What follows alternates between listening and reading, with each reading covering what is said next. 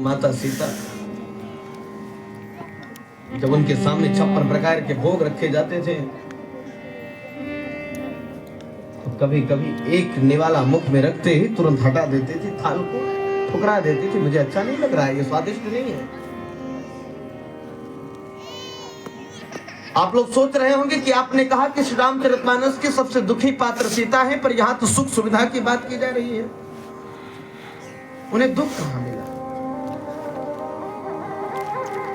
यही तो दुख की बात है, प्रारंभ तो यही से दुख हुआ। पुष्पों के पराग पर सोने वाली सीता जब अपने पति के साथ वन की यात्रा पर निकलती हैं, तो आपको मालूम है जिसके शरीर में पुष्पों के पराग से कोमल, दूध के फेन से भी कोमल जिसका बिस्तर हुआ करता था, वो सीता जब पति के साथ वन की यात्रा पर निकली तो सबसे कठोर आसन पर, कुशासन पर लेटती है। पति के साथ जंगल में गई तो किस पर लेटी? कुशासन पर लेटी।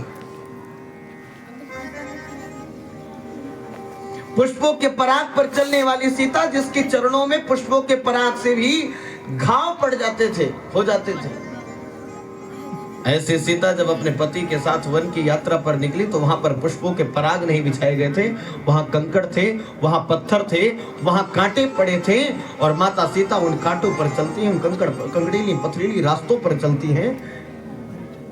कम कष्ट है? 56 प्रकार के भोग को ठुकराने वाली सीता के सामने मात्र कंद, मूल और फल हैं, उसी में उसे 14 वर्ष बिताने हैं। इतना कष्ट माता सीता के जीवन में। लोगों ने कहा कि क्या कष्ट है? ये कष्ट तो राम जी को भी मिल रहा है, ये कष्ट तो राम जी को भी मिल रहा है, पर उससे बड़ा कष्ट तो तब हो गया जब माता सीता का हरण होता है।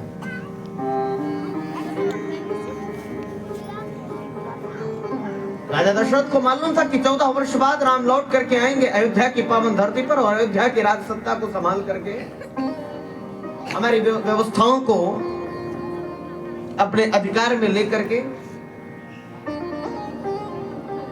हमें मुक्त करेंगे इस शासन से, इस प्रजा से, इस राज्य से।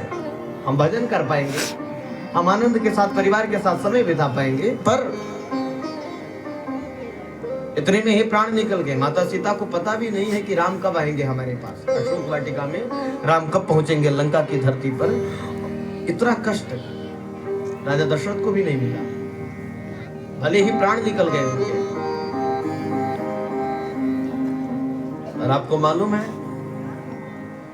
श्री रामचरितमानस में सबसे दुखी पात्र सीता का दुख गायब कैसे हुआ, दुख दूर कैसे हुआ?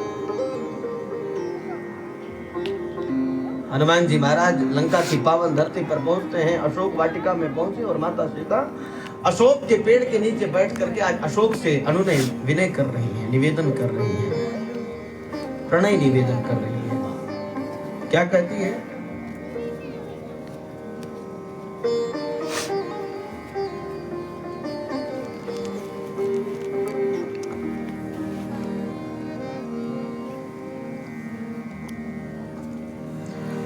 सुनहु विनया मम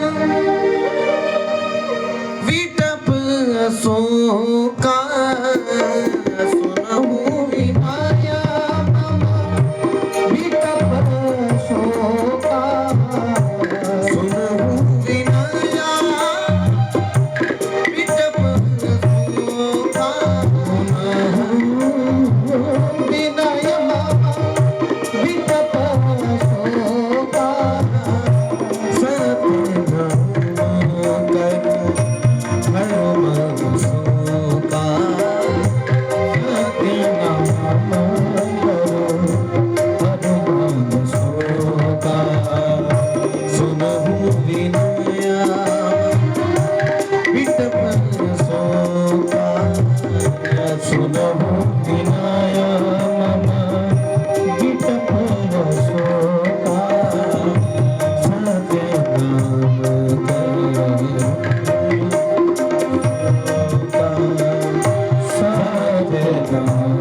कर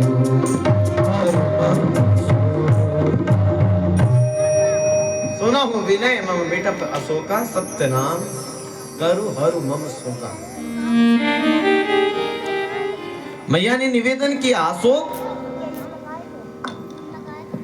मेरा निवेदन है तुमसे, तुम्हारा नाम तो अशोक है ना, जहां पर शोक ना हो वही तो अशोक है। अशोक थोड़ा सा अपने नाम का प्रभाव दिखाओ और हमारे शोक को दूर करो। सत्य नाम करु हरु मम शोका, हमारे कष्ट को हमारी पीड़ा को हरो, क्योंकि तुम्हारा नाम है अशोक। हनुमान जी महाराज ने देखा, हनुमान जी महाराज ने क्या किया? हनुमान जी ने कहा कि उस शोक को दूर करने का कार्य तो राम कथा के अलावा कोई नहीं कर सकता। गा रहे हैं हनुमान जी महाराज, रामचंद्र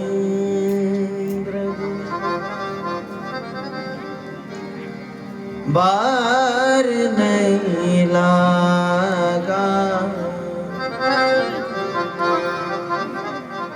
सुनते ही सीता कर दुख भागा।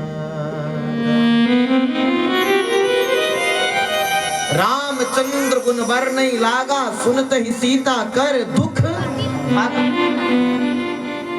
हनुमान जी महाराज ने रामचंद्र का गुणगान प्रारंभ किया और रामचंद्र के गुणगान की महिमा आप सभी लोग श्रवण करें। रामचंद्र के गुणगान से माता सीता का दुख सिर्फ दूर नहीं हुआ, फिर क्या हुआ? क्या होता है? सुनते ही सीता